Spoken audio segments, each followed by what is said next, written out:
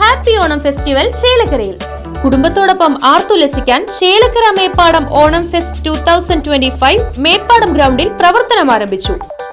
വിമാനാകൃതിയിൽ പ്രവേശന കവാടം, കാശ്മീർ താഴ്വാരം, അലങ്കാര മത്സ്യങ്ങളുടെയും പക്ഷികളുടെയും പ്രദർശനം, വിപണന സ്റ്റാളുകൾ, ഫുഡ് കോർട്ടുകൾ, ഫാമിലി ഗെയിംസ്, അമ്യൂസ്മെന്റ് റൈഡുകളായ break dance, Columbus, giant wheel, dragon train, kids റൈഡുകൾ തുടങ്ങിയവ നിങ്ങളുടെ സായം സന്ധികളെ മനോഹരമാക്കും. പ്രവേശനം വൈകിട്ട് 4 മണി മുതൽ രാത്രി 9:30 വരെ.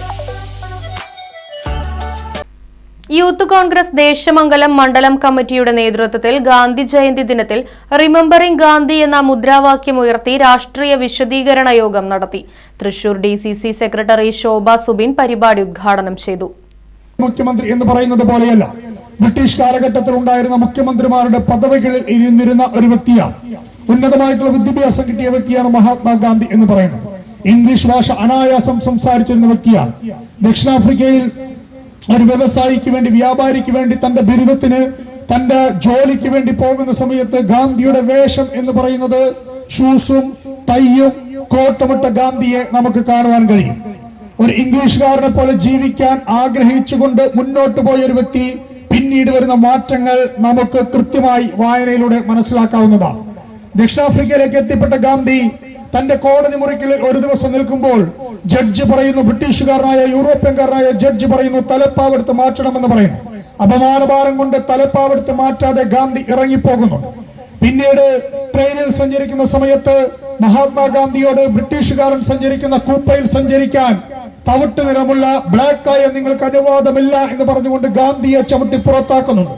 ട്രെയിനിൽ നിന്ന് പുറത്തേക്ക് വീഴുന്ന ഗാന്ധി ചിന്തിക്കുന്നത് ബ്രിട്ടീഷുകാരനെ പോലെ ജീവിക്കുന്ന, യൂറോപ്യൻകാരനെ പോലെ ജീവിക്കുന്ന, അവരുടേതുപോലെ വിദ്യാഭ്യാസമുള്ള, അവരുടേതുപോലെ വിദ്യാഭ്യാസവും അവരുടേതുപോലത്തെ വേഷവിധാനങ്ങളുമുള്ള എന്നെ ഇത്തരത്തിലാണ് ദ്രോഹിക്കുന്നതെങ്കിൽ, നിറത്തിന്റെ പേരിൽ മാത്രമാണ് എന്നെ ദ്രോഹിക്കുന്നതെങ്കിൽ, ഇന്ത്യക്കാരനായതിന്റെ പേരിൽ മാത്രമാണ് എന്നെ ദ്രോഹിക്കുന്നതെങ്കിൽ, എന്റെ രാജ്യത്ത്, ബ്രിട്ടീഷുകാരൻ ഭരിക്കുന്ന രാജ്യത്ത്, എന്റെ രാജ്യത്തെ ജനങ്ങൾ എങ്ങനെയായിരിക്കുമെന്ന് ആലോചിച്ച ഗാന്ധി അന്നൊരു തീരുമാനമെടുക്കുന്നുണ്ട്.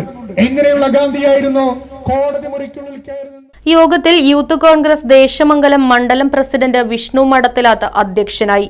Vallathol Nagar block Congress president PI Shanavas മുഖ്യപ്രഭാഷണം നടത്തി. ഈ രാജ്യത്തിന്റെ പരമമായിട്ടുള്ള സത്യത്തെ ലോകത്തിന് മുന്നിൽ അഭിമാനത്തോടുകൂടി, നേരത്തെ ഇവിടെ സൂചിപ്പിച്ചു, ദക്ഷിണാഫ്രിക്കൻ പ്രസിഡന്റ് അഭിമാനത്തോടുകൂടി സംസാരിച്ച് തന്റെ teacher, my teacher is Mohandas Karamchand Gandhi. ആ മനുഷ്യനെ,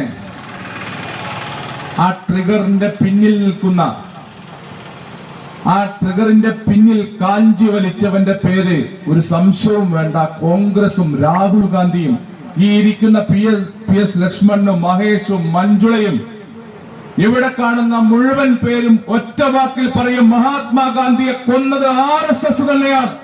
മണ്ഡലം കോൺഗ്രസ് പ്രസിഡന്റ് മഹേഷ് വെളുത്തേടത്ത്, ദേശമംഗലം ഗ്രാമപഞ്ചായത്ത് parliamentary party leader PS Lakshmanan, block Congress ഭാരവാഹികളായ K പ്രേമൻ, ഷഹീർ ദേശമംഗലം, മുസ്തഫ തലശ്ശേരി, വടക്കാഞ്ചേരി ബ്ലോക്ക് പഞ്ചായത്ത് അംഗം M മഞ്ജുള, അഡ്വക്കേറ്റ് അലവി ദേശമംഗലം, നിഷാദ് തലശ്ശേരി, ദേശമംഗലം ഗ്രാമപഞ്ചായത്ത് അംഗങ്ങളായ നസീറ സുധീർ, PM സലാം, യൂത്ത് കോൺഗ്രസ് മണ്ഡലം vice president Sajid Desamangalam, INTUC മണ്ഡലം പ്രസിഡന്റ് ഹക്കീം തലശ്ശേരി തുടങ്ങിയവർ പരിപാടിയിൽ പങ്കെടുത്ത് സംസാരിച്ചു. തുടർന്ന് പലസ്തീൻ ജനതയ്ക്ക് വേണ്ടി വിളക്ക് തെളിയിച്ച് ഐക്യദാർഢ്യം പ്രകടിപ്പിക്കുകയും ചെയ്തു. Right vision news, Desamangalam. പുത്തൻ രുചിയുടെ മാസ്മരിക ലോകവുമായി spice and bone garden restaurant Chelakkara. Indian, Arabic, Chinese വിഭവങ്ങളും ജ്യൂസ്, ഐസ്ക്രീം തുടങ്ങിയവയുമെല്ലാം ഇനി ഒരു കുടക്കീഴിൽ ലഭിക്കും.